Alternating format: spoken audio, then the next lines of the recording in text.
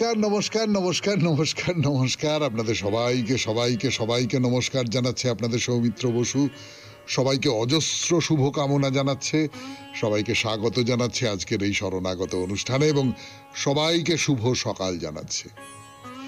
শুভ হোক, শুভ হোক, শুভ হোক, সকলের শুভ হোক, সকলের মঙ্গল হোক, কল্যাণ হোক, ভালো হোক, সকলের ভালো হোক। এই যেমন বৃষ্টি পড়ছে, মেঘলা করে আছে, সেই রকম ভালোবাসার মেঘ, কল্যাণের মেঘ আমাদের ঘিরে থাকুক, শ্রাবণের ধারার মতন আমাদের সমস্ত শরীরের উপর এসে পড়ুক, সবাইকার উপর, সবাইকার।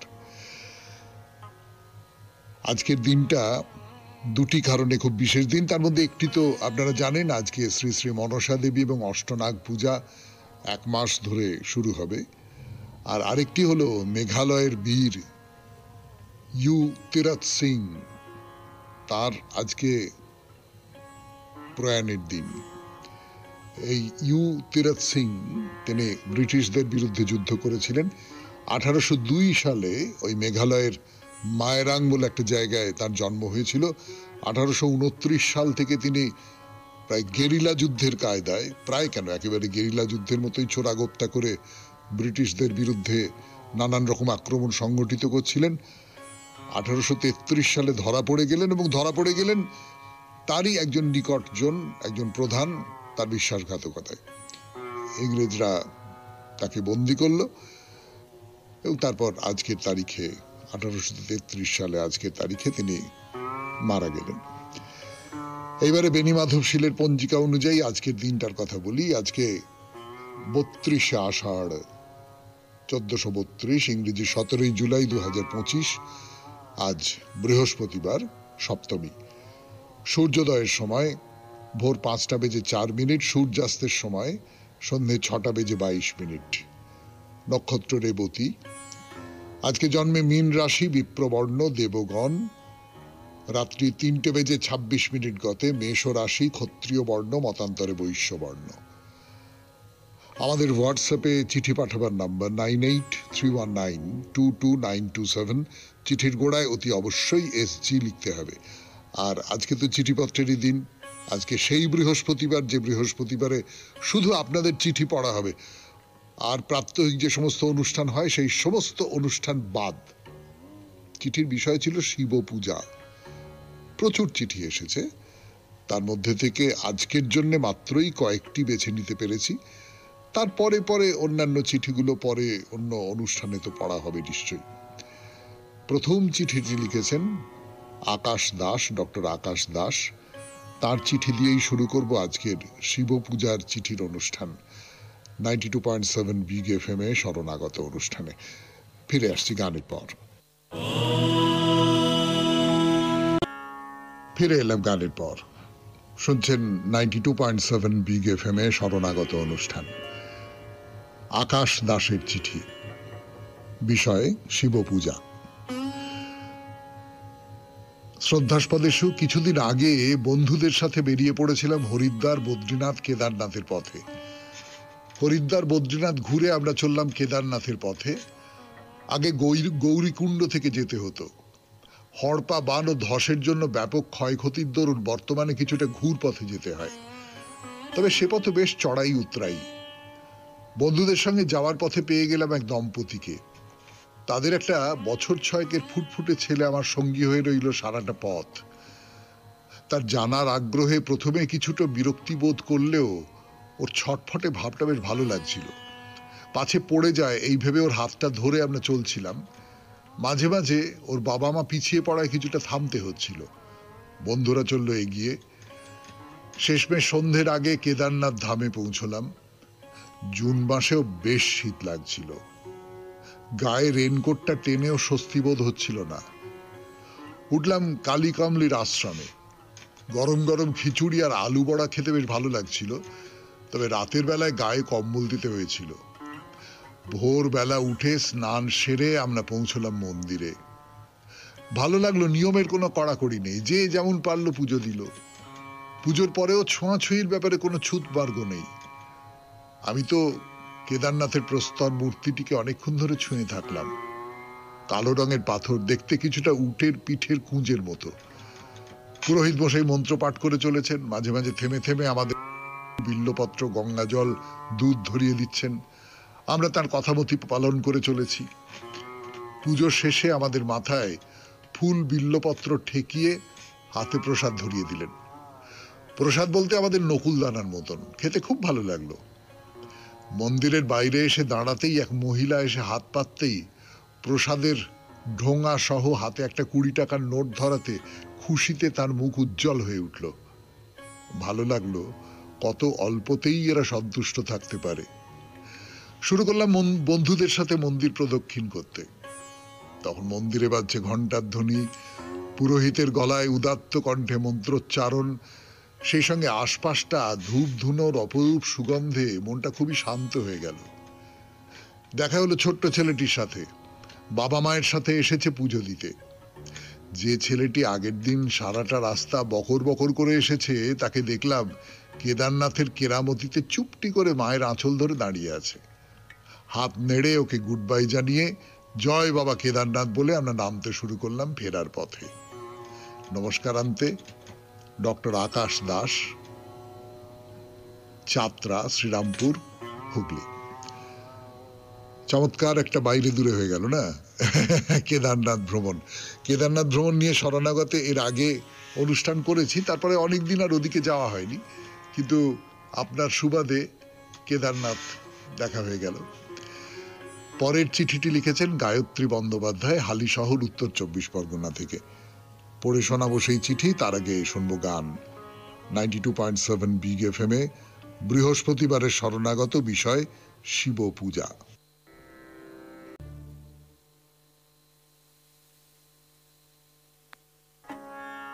গায়ত্রী বন্দ্যোপাধ্যায়ের চিঠি, হালিশহর, উত্তর 24 পরগনা থেকে লিখেছেন। পড়ে শোনাই সেই চিঠি। সৌমিত্রবাবু, সকলকে সুপ্রভাত জানিয়ে পত্র শুরু করছি। শিব বিষয়ক লিখতে বলা পত্রের সঠিক বিষয় নামটি আমি ভুলে গেছি, তাই শিবের নাম দিয়েই চিঠি লিখলাম। আগে আমার বাবা ও বাড়ির মন্দির নিয়ে লেখা দুটি পত্রই আপনাদের দৃষ্টি আকর্ষিত হয়নি। আশা করি মহাদেব এবার আপনাদের দৃষ্টি আকর্ষণ করবেন। আজ বলবো হালিশহর নিবাসী একটি বাচ্চা মেয়ের কথা। ছোট্ট থেকে সে দেখে বাবা বাড়ির মন্দিরে মা কালীর পুজো করেন। শিবরাত্রির দিন কত মানুষ মন্দিরে আসে যায়। বাড়ির পাশের জোড়া শিব মন্দিরে সারি সারি মানুষ শিবের মাথায় জল ঢালতে যায়। তার মাও উপোস করে। সে মাকে গিয়ে শুধায়, শিবরাত্রি কি আমিও করব? কিন্তু তার মা তাকে বোঝায় সে অনেক কঠিন ব্রত, বাচ্চারা পারবে না, আর এ ব্রত শুরু করলে আমৃত্যুকাল করতে হয়। সারাদিন উপোস, এমনকি পরের দিনও যতক্ষণ না পর্যন্ত চতুর্দশী ছাড়ে ভাত খেতে পারবে না। কিন্তু মেয়েটি তার কথাতেই অনড়, সে ব্রত করবেই। ছোট মেয়ে সারাদিন খেলাধুলোর মধ্যে দিয়ে বেশ ভুলেই থাকে খিদের কথা। এভাবে শিবরাত্রি তো কাটে, কিন্তু আসল গোল বাঁধে পরের দিন দুপুরে। দুপুরে ঘুমোলে শিব ঠাকুর এসে পা টিপে দেবে, তার মা তাকে বলেছে। কিন্তু বসে থাকলেই যে ঝিমুনি আসে, তার কি উপায় তবে? ছোট মাথায় শিবই হয়তো বুদ্ধি দেয় উঠোনে পায়চারি করে কাটাতে। তো এভাবে সে প্রথম শিবরাত্রির ব্রততে সফল হয়।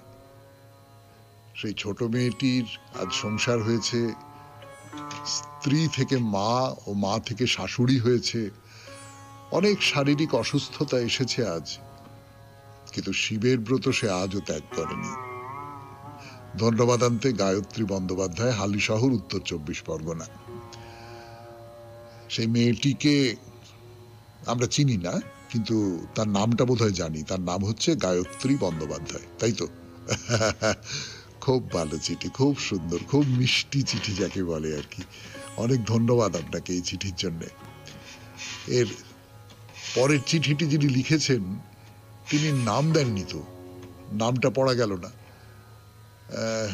বেশ, নামটা যখন পড়া গেল না তখন আর কি করা যাবে, চিঠিটাই পড়ি 92.7 বিগ FM এ শরণাগত অনুষ্ঠানে গানের পর। এলাম গানের পর সেই অনামী বন্ধুর চিঠি পড়বার জন্য 92.7 বিগ FM এ শরণাগত অনুষ্ঠানে। যত্র জীব তত্র শিব। ভক্তদের খুব কাছের এই দেবতা। এই শিব আত্মভোলা এবং সর্বদা কৃপাশীল।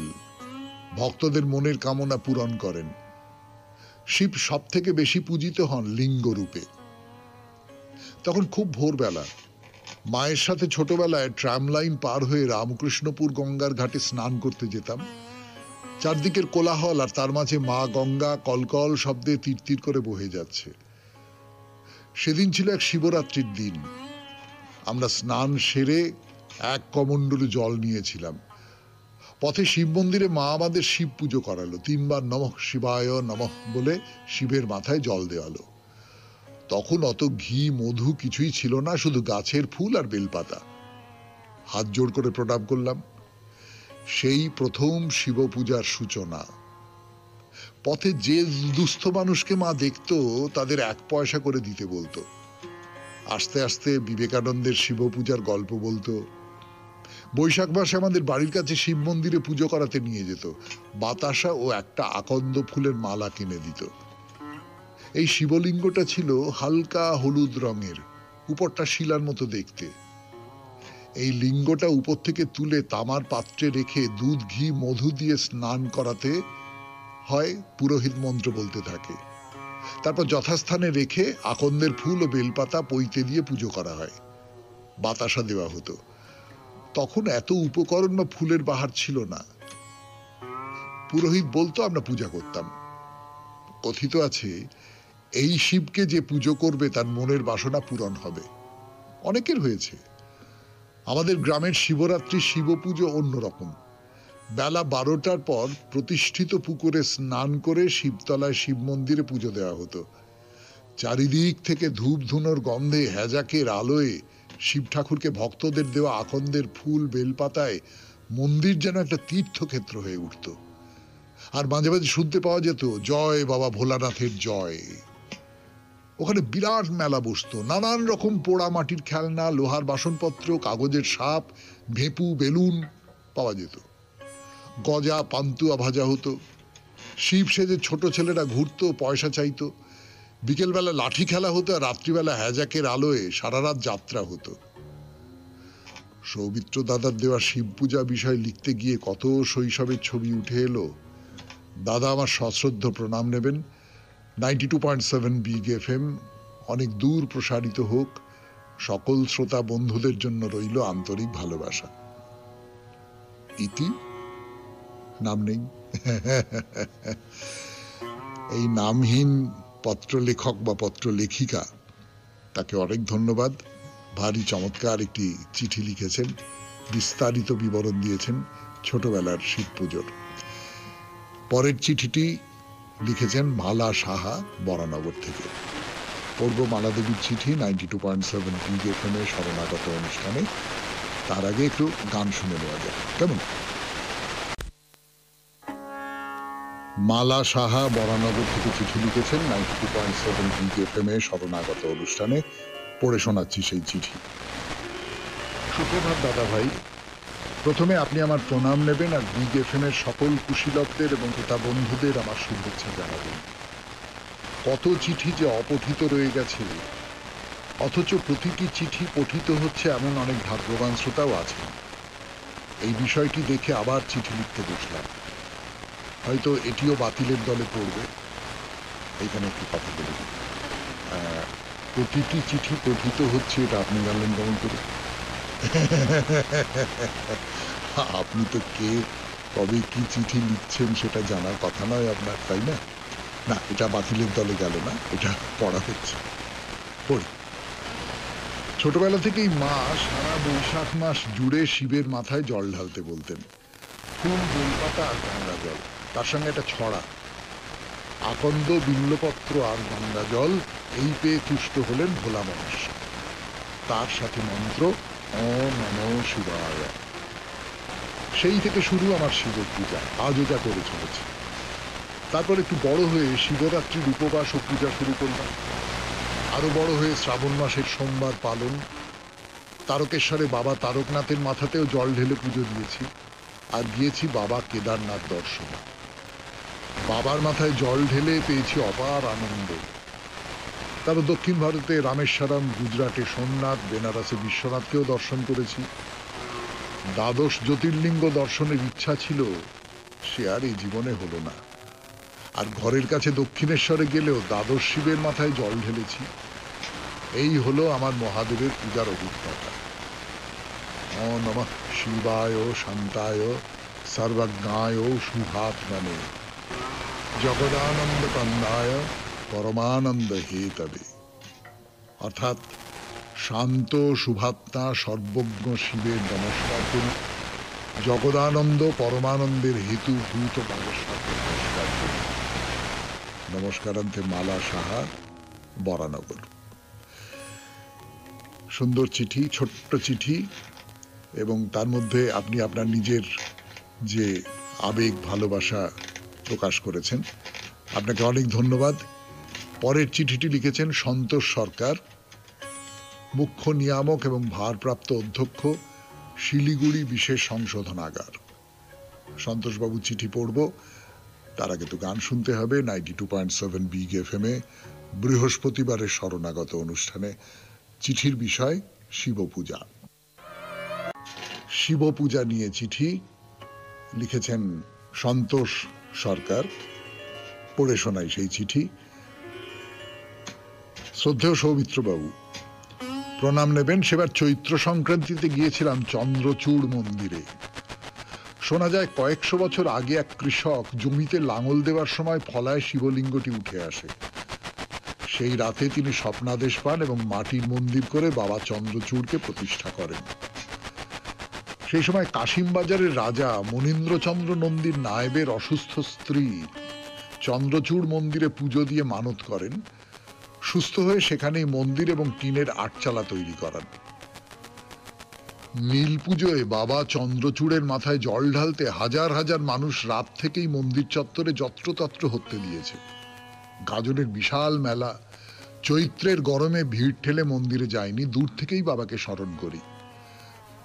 পরের দিন বাবাকে দর্শন করে গাজনের ভাঙা মেলায় যাই। দোকানিরা ব্যস্ত পসরা গোছাতে, অস্থায়ী দোকানের বাঁশ খুঁটি খুলতে। অনেকে রাতেই গুছিয়ে নিয়ে ভোরেই চলে গেছে নতুন মেলার উদ্দেশ্যে। ভালোই কামাই হয়েছে ছোট্টবেলার এই চন্দ্রচূড় মেলায় হারিয়ে যাওয়া হরেক মাল 10 টাকার পশারি বছর 24-এর হারাধনের।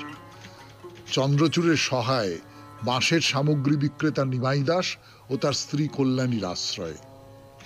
ওদের একমাত্র কন্যা কণিকা। ওদের সাথেই মেলায় পসরা নিয়ে ঘুরে বড় হয়েছে হারাধন।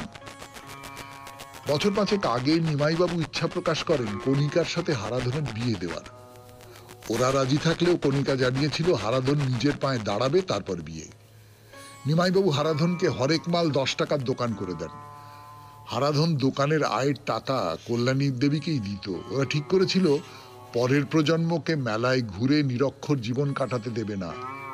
তাই কণিকার নামে কিছুটা জমি কিনে সেখানে টালির চালের বাড়ি করেছে।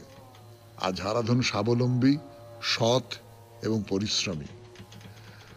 কণিকা হারাধন দুজনকেই বেশ লাজুক দেখাচ্ছে। নববর্ষের শুভক্ষণে চন্দ্রচূড়কে সাক্ষী রেখে ওরা চলেছে নবজীবনের পথে। সাধুবাদ জানাই ওদের। নবদম্পতির নবজীবন আনন্দে, খুশিতে এবং শান্তিতে ভরে থাকুক। ওদের মনস্কামনা পূর্ণ হোক। নমস্কারান্তে, সন্তোষ সরকার। সুন্দর একটি সম্পর্কের কথা বললেন সন্তোষবাবু, আপনাকে অনেক ধন্যবাদ। শিবপূজা নিয়ে এর পরের চিঠিটি লিখেছেন শ্রাবণী ভট্টাচার্য, কলেজ স্ট্রিট থেকে। 92.7 বিগ FM এ শরণাগত অনুষ্ঠানে পড়ব সেই চিঠি গানের পর। শ্রাবণী ভট্টাচার্যের চিঠি, 92.7 বিগ FM এ শরণাগত অনুষ্ঠানে, বিষয় শিবপূজা। আবার এসেছে শ্রাবণ, শুরু হচ্ছে শিবপুজো। পিলপিল করে মানুষজন বেরিয়ে পড়েছে বাবার মাথায় জল ঢালতে, তারকেশ্বর, বৈদ্যনাথ ধাম, নানান রকম নামের শিব মন্দিরের উদ্দেশ্যে। আমার মা শিবরাত্রির দিন প্রতি প্রহরে পুজোর পর শিব ঠাকুরের মাথায় জল ঢালতেন। নীলের দিনও নির্জলা থাকতেন বাবা ও মা। আগের দিন নিরামিষ খেয়ে থেকে পরদিন বাবা ও মা পুজোর জন্য পুরো নির্জলা উপোস করে থেকে সেই রাত্রিবেলায় পুজো করতেন। আমরাও ছোটবেলায় শিব পুজো বাড়িতে করতাম। বাবা বলে দিতেন। দাদুর হাতে লেখা একটা খাতা ছিল, এখনো আছে। আমাদের স্কুলে মূর্তি পুজো হতো না, আর্য স্কুল বলে। তবে মহাকালী পাঠশালায় শিব পুজো করত ছাত্রীরা। এক অদ্ভুত অভিজ্ঞতা হয়েছিল শিবরাত্রির দিন দক্ষিণেশ্বর মন্দিরে গিয়ে। স্বাভাবিকভাবেই সেদিন মন্দিরে গঙ্গার ঘাটে অসম্ভব ভিড়। গঙ্গায় দিদি আর মেজ পিসিমা স্নান করলো, তারপর অপেক্ষা কখন মন্দিরের দরজা খোলে। 3টে নাগাদ দ্বাদশ শিবের দরজাগুলো খুলতেই হুড়োহুড়ি ধাক্কাধাক্কি চিৎকার করে কিছু মানুষ আগে ঢুকে গিয়ে বাবার মাথায় জল ঢালতে বসেছে। 12টি শিবের ঘর, সব ঘরে এত ভিড় যে মানুষের তুলনায় 12 জন শিব যথেষ্ট নন। শিব ঘরে ঢোকবার জন্য হুড়োহুড়ি পড়ে গেল। বিশৃঙ্খলার জন্য ক্লান্ত শরীরে অভুক্ত সব মানুষজন কোন রকমে দেবতার মাথায় প্রদেয় জল ঢেলে দিল আগের মানুষের মাথায়, কেউ বা বেল ফাটিয়ে দিল বাবার মাথায়। এত ভিড় যে অধৈর্য হয়ে রেগে গিয়ে জল, ফুল আর যা যা শিব ঠাকুরের মাথায় দেব বলে নিয়ে এসেছিল সেই ফুল জল ঠাকুরের মাথায় না দিয়ে সামনের জনতার মাথায় ঢেলে দিল। তাদের তো চিৎকার চেঁচামেচি আরো শুরু হলো। কিছু মানুষ দেবতার সামনে বিভোর হয়ে বসেই আছেন, সরছেন না। সেই ঘটনা আর আজ এখনো মনে পড়ে শিব পূজার কথা এলেই। গত বছর এইরকমই সময় ট্রেনে করে যাচ্ছি, অসম্ভব ভিড় হয়েছিল। একটা করে স্টেশন যায় আর গাদাগাদি করে প্রচুর লোক চলেছে তারকেশ্বর মন্দিরে বাবার মাথায় জল ঢালবার জন্য। লাল সাদা শাড়ি পরে মেয়েরা চলেছেন তারকেশ্বর। দিন দিন ভক্তির প্রাবল্য খুব বেশি পরিমাণে বাড়ছে। মাস্টারমশাইকে প্রণাম জানাই ও সকলের জন্য রইল অনেক অনেক শুভকামনা। Srabani Bhattacharya, college street, Kolkata. হ্যাঁ, ঠিকই বলেছেন, ভক্তির প্রাবল্য খুব বাড়ছে, কিন্তু সেটা সত্যি ভক্তি না হুল্লোড় করা, এইটা নিয়ে একটা সন্দেহ তৈরি হয়। তো মানে প্রবোগে ডিজে বাজিয়ে মিছিল করে আলোর রোশনাই করে শিব পুজো, এর মধ্যে দিয়ে পুজো কতখানি কাজ করছে সেইটা তো একটু বুঝতে অসুবিধা হয়, তাই না? যাই হোক, ধন্যবাদ শ্রাবণী দেবী আপনার এই চিঠির জন্যে।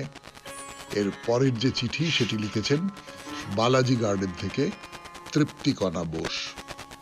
সেই চিঠি পড়ব, তার আগে গান শুনব 92.7 বিগ FM এ শরণাগত অনুষ্ঠানে। তৃপ্তিকণা বোসের চিঠি 92.7 বিগ FM এ শরণাগত অনুষ্ঠানে। পড়ে শোনাই সেই চিঠি। মাননীয় সৌমিত্র দাদা, প্রথমেই আপনাকে আমাদের পরিবারের পক্ষ থেকে সশ্রদ্ধ প্রণাম জানাই। এই সপ্তাহের চিঠির বিষয় ভারী সুন্দর, শিব পূজা। এই শিব পুজোর সঙ্গে সব মেয়েরাই একটু আধটু যুক্ত থাকে। ছোট্টবেলায় মায়ের সাথে, একটু বড়বেলায় বন্ধুদের সাথে, আর এখনো পর্যন্ত সেই ধারা চলছে। এবার একটি অভিজ্ঞতার কথা বলি। বেশ কিছু বছর আগে আমার কামারপুকুর রামকৃষ্ণ মিশন আশ্রমে থাকবার সুযোগ হয়েছিল। আশ্রমের ভেতর যুগীদের শিব মন্দির আছে, যা খুবই বিখ্যাত। কথিত আছে শ্রী শ্রী রামকৃষ্ণ দেবের মাতা চন্দ্রা দেবী শিব মন্দিরের সম্মুখে দাঁড়িয়ে ধনী কামারিনীর সঙ্গে কথা বলছিলেন। এমন সময় মহাদেবের শ্রীঅঙ্গ থেকে দিব্য জ্যোতি নির্গত হয়ে মন্দির পূর্ণ হলো এবং বায়ুর ন্যায় তরঙ্গাকারে তাঁর দেহে প্রবেশ করে। তিনি ভয়ে মূর্ছিতা হয়ে পড়েন। এরপর শ্রী শ্রী ঠাকুরের জন্ম হয়। তাই এই মন্দির খুব বিখ্যাত। মন্দিরের গেটের সামনেই ফুল বেলপাতা ঝুড়ি করে বিক্রি হয়, তাই নিয়ে লাইনে দাঁড়িয়ে পড়লাম। একজন করে ভেতরে প্রবেশ করে জল ঢালছে। এমন সময় 4 জন মহিলা ভেতরে বসে শিবের গান শুরু করেন। এদিকে বাইরে ভিড় বাড়তে থাকে। কেউ কেউ রেগে গিয়ে মহারাজের কাছে অভিযোগ করেন। ইতিমধ্যে আমার লাইন এসে যায়, আমি জল ঢালার সুযোগ পাই। তারপরেই মহারাজ এসে লম্বা চোঙা লাগিয়ে দেন আর ভেতরে ঢুকে জল ঢালা বন্ধ হয়। এই বিভ্রাট আজও আমার মনে আছে। এটি আমি শরণাগত সকল বন্ধুদের কাছে শেয়ার করলাম। চিঠির শেষে আপনাকেও শরণাগত পরিবারের সকল বন্ধু সদস্যদের প্রীতি ও শুভেচ্ছা জানাই। এতে তৃপ্তিকণা বোস, বালাজি গার্ডেন, চন্দননগর, হুগলি। এই যে পরপর দুটো চিঠি, শ্রাবণী ভট্টাচার্যের চিঠি এবং তারপরে তৃপ্তিকণা বোসের চিঠি, এই দুটো চিঠির মধ্যেই যেটা আছে সেটা হচ্ছে যে মন্দিরে যখন প্রচন্ড ভিড়, বহু মানুষ ঢুকতে চাইছেন, তখন কিছু মানুষ সেইখানে একেবারে বসে থাকেন, মন্দিরের ভেতরে ঢুকে বসে আছেন বা ভেতরে ঢুকে গান গাইছেন। এইটা আসলে স্বাভাবিক যে কাণ্ডজ্ঞান তার অভাব। যখন অনেক ভিড় তখন আমি আমার দর্শন করে আমার জল ঢেলে আমি বেরিয়ে আসব, যাতে পরের মানুষটি সুযোগ পান। এই স্বার্থপরতার সঙ্গে কিন্তু আমি বলবো ধর্মের তেমন কোনো সম্পর্ক নেই, ভক্তিরও তেমন কোনো সম্পর্ক নেই। যাই হোক, তৃপ্তিকণা দেবীর চিঠি পড়লাম। এর পরের চিঠিটি লিখেছেন সুমিতা দাশগুপ্ত, শ্যামনগর থেকে। পড়ব সেই চিঠি, তার আগে গান। 92.7 বিগ এফএম এ শরণাগত অনুষ্ঠান শুনছেন। আমি আছি আপনাদের সঙ্গে, আপনাদের সৌমিত্র বসু। পূজা নিয়ে এবারের চিঠিটি লিখেছেন সুমিতা দাশগুপ্ত, শ্যামনগর থেকে। সেই চিঠি পড়ে শোনাচ্ছি আপনাদের 92.7 বিগ এফএম এ শরণাগত অনুষ্ঠানে। ছোট্ট চিঠি। সুপ্রভাত। শিবপূজার প্রসঙ্গ উঠলে নিজের জীবনের একটি ঘটনা মনে পড়ে যায়। আমি তখন বেশ ছোট, 5 কি 6 বছর বয়স হবে। আমাদের বাড়িতে নিত্য পূজায় মহাদেবকে ঘি চন্দন মাখিয়ে স্নান করিয়ে একটি বিল্লপত্র প্রত্যেকদিন ওর মাথায় দেওয়া হতো। আমি যেদিন ঠাকুর ঘরের দায়িত্ব নিতাম সেদিন যে কি কাণ্ড ঘটাতাম সেটাই বলবো। ঘটনাটি হলো এই যে মহেশ্বরের মাথায় বেলপাতা না বসতে চাইলে হাত দিয়ে ঘুষি মেরে বসানোর চেষ্টা চলতো। অনেক সময় এমনও হয়েছে যে পাতা ফেটে গিয়েছে, কিন্তু তবুও না বসা পর্যন্ত লড়াই থামতো না। এইটুকু বুদ্ধি ছিল না যে পাতাটা আরেকটু চন্দন মাখিয়ে বসানো যেতেই পারে। যতক্ষণ ঠিক মতো না বসতো ততক্ষণ চেষ্টা চলতে থাকতো। এখন প্রায় মধ্য বয়সে এসে যখন মাইগ্রেনের যন্ত্রণায় কষ্ট পাই, তখন মনে মনে ভাবি এ বুঝি সেই পাপেরই শাস্তি ভোগ। যাই হোক, আপনাদের সঙ্গে বিষয়টি ভাগ করতে পেরে অনেকটা হালকা লাগছে। সকলে ভালো থাকবেন। নমস্কারান্তে, সুমিতা দাশগুপ্ত, শ্যামনগর। খুব ভালো, খুব ভালো। হ্যাঁ, আমি ছবিটা দেখতে পাচ্ছি। মন্দিরের মধ্যে শিব ঠাকুরের শিবলিঙ্গ, এবং সেই লিঙ্গের ওপর একটি পাতা রেখে একটা 5-6 বছরের মেয়ে সে ঘুষি মেরে চেপে নানান রকম ভাবে ওই পাতাটাকে ওইখানে রেখে দেবার চেষ্টা করছে। ভারী মিষ্টি ছবি, খুব সুন্দর ছবি। অনেক ধন্যবাদ আপনাকে। এরপরে আজকের অনুষ্ঠানের শেষ চিঠিটি শিপ্রা দে, দমদম থেকে। পড়ে শোনাচ্ছি সেই চিঠি।